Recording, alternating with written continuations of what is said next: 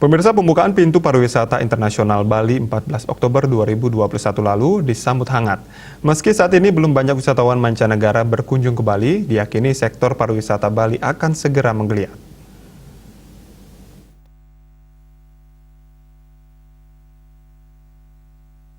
Pernyataan tersebut diungkapkan Bupati Badung Nyoman Giriprasta. Bupati Giriprasta sangat yakin dan optimis pariwisata Bali bisa pulih setelah dibukanya perbatasan internasional untuk wisatawan mancanegara. Bupati Giriprasta menjelaskan, sebelumnya banyak wisatawan mancanegara yang belum mengetahui kapan Bali dibuka untuk penerbangan internasional. Terlebih lagi, libur akhir tahun dan Natal sudah tinggal menghitung hari.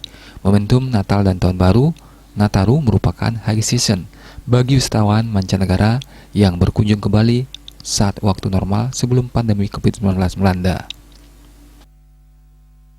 Ada tamu itu udah luar biasa cepatnya, karena kemarin pun tamu mancanegara khususnya, mereka tidak tahu kapan mau dibuka.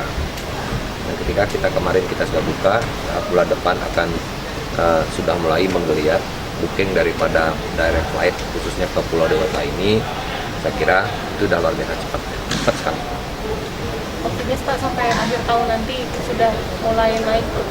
Optimis dong, sekarang aja udah saya optimis karena menyambut juga nanti Natal dan Tahun Baru ini, dan barang tentu ini akan menggiatkan pariwisata sekalipun itu adalah domestik mayoritas.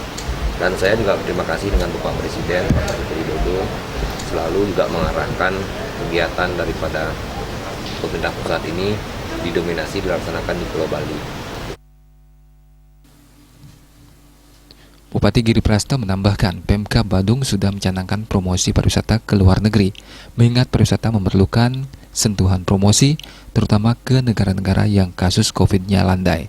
Anggaran Badung terkait promosi pariwisata sudah siap dan SDM juga siap diberangkatkan. Pihaknya juga mengimbau masyarakat tetap menerapkan prokes, menjaga jarak, selalu memakai masker, dan rajin cuci tangan dengan sabun, serta mengikuti program vaksinasi nasional. Eka Yana dan Agus Sudiatmika, Bali TV.